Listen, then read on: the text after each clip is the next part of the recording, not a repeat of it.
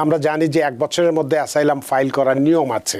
তো এই নিয়মটি এখন কেন আগের থেকে এত বেশি গুরুত্বপূর্ণ হয়ে উঠেছে? মেরিট বেসড হিয়ারিং এর আগে তা আপনাকে প্রমাণ করতে হবে what was the reason that you did not file on time. সেক্ষেত্রে হইতে পারতো যখন আমি যুক্তরাষ্ট্রে আসছি, আসার পরে আমার মানসিকভাবে বিপর্যস্ত ছিলাম, মেন্টালি সিক ছিলাম, হসপিটালাইজ ছিলাম। প্রিভিলেজ অ্যাপ্লিকেশন হলে $250,000 জরিমানা এবং জেল। এটা আরো আমি আজকে 30 বছর দেখি আসছি, অ্যাপ্লিকেশন নিচে লেখা আছে। বা যদি এটা ভিন্ডিকেট করা বাস্তবায়ন করা হইতো না, বাট বর্তমান সরকার সেটা করবে। আমরা জানি যে 1 বছরের মধ্যে অ্যাসাইলাম ফাইল করার নিয়ম আছে। তো এই নিয়মটি এখন কেন আগের থেকে এত বেশি গুরুত্বপূর্ণ হয়ে উঠেছে? শিওর, এই রুলটা অলওয়েজ ছিল, কারণ 1 ইয়ার রুল বলা হয়, যারা যুক্তরাষ্ট্রে আসবে 1 মাসের মধ্যেই করতে হয়। তবে একটা কথা আমি হাজারবার বলছি, আবারও বলি, অল লতে বলা হয় there is a rule, there is exception. So এক্সেপশনটা প্রযোজ্য হবে। এটাকে নিয়ে খুব বেশি বাড়াবাড়ি করতো না। যদিও এটার জন্য হিয়ারিং, এক্সট্রা হিয়ারিং হইতো।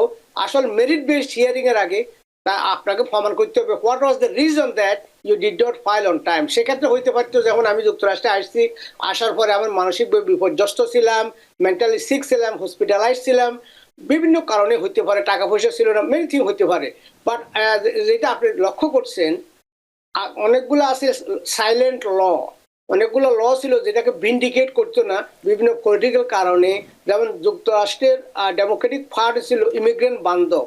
তারা একটা ট্রেন্ড ছিল, একটা প্রচলিত কথা ছিল কিভাবে ইমিগ্রেন্ট কমিউনিটিকে সমৃদ্ধ করা যায়, বেশিরভাগ সংখ্যক লোক আনা যায়।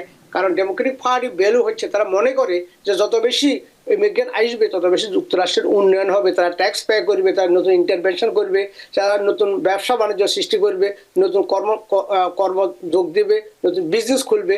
এতে করে বিভিন্ন হিসাবে দেখা যায় immigrant doing much more business than the regular people in the United States. Immigrant people doing much better in the school than average American students. So এই সেন্সে এই স্টাডি থেকে তারা ডেমোক্রেটিক পার্টি ইমিগ্রেন্ট বান্ধব, সেক্ষেত্রে তারা বিভিন্ন কঠোর নীতিমালাকে স্থূল দৃষ্টিতে দেখার একটা, হয়তো হোয়াইট হাউস থেকে বা উপর লেভেল থেকে একটা দিক নির্দেশনা ছিল। এবং বিভিন্ন এজেন্সির প্রধানগণ ডেমোক্রেটিক দলীয় স্বাভাবিকভাবে যখন যে দল ক্ষমতা আসে, সে এজেন্সি চিফ এবং কমিশনার, যেমন বিভিন্ন রকমের ডাইরেক্টর এবং বিভিন্ন রকমের সেক্রেটারি সমূহকে নিয়োগ করা হয় ওই দলীয় মতবাদ এবং ওই ধরনের মন থেকে তারা আসে। এবং তারা ওই ধরনের ডিরেক্টিভ অর্ডার বলা হয়, যেটাকে ডিরেক্টিভ অর্ডার সমূহ ফেভারে হইতে পারে, কেবল বিষয়ে হইতে পারে, এবং মিটিং এর মাধ্যমে হইতে পারে। Call everyone in a meeting, say that this is we want to bring the more people from other country, make sure you become little bit easy on the people. So এই ধরনের একটা যখন বাতাস এই ধরনের একটু সুবাতাস দেখে, তখন অফিসাররা ওইভাবে রিয়েক্ট করে। অ্যান্ড এই রিয়েক্ট করতে গিয়ে ওভার রিয়েক্ট অনেক সময় করে ফেলেছিল, যেটা দেখছেন বাইডেনের আমলে সবকিছু খুলে দেওয়া হয়েছিল। ওইটাও আবার ঠিক না। But right now is the hardest way Republican government try to stop the illegal immigration, try to block the people who can be dangerous to the country, try to block the people who are lying, cheating, and making out the story instead of a real story. তো এখন আমি বলবো সংক্ষেপে, the life is as usual, law is as usual. একটু আগে আমি United স্টেটের top 10 super lawyer একটা দিতেছিল, একটা susterman.com বলিয়ে ফেলি। তার বলতেছিল যে সে আবার অ্যানালাইসিস করতেছিল, হি ওয়াজ ইমিগ্রেশন জাজ বিফোর। বলতেছিল যে listen, law did not change. 5 বছর আগে যে ইমিগ্রেশন ল ছিল, আজকে টুডে সেম ল।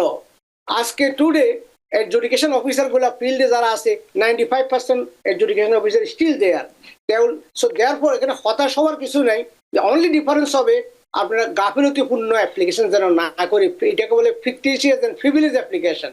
ফ্রিভিলেজ অ্যাপ্লিকেশন হলে $250,000 জরিমানা এবং জেল।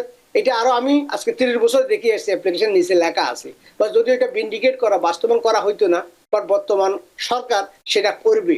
সো ল দেখবেন, ল প্রত্যেক দেশের ল এক এক সময় এক এক সরকার আসে, তাদের সুবিধা মতো ওই ল গুলাকে অ্যাপ্লাই করে এবং বাকি ল গুলা স্থূল এবং ঘুমন্ত থাকে।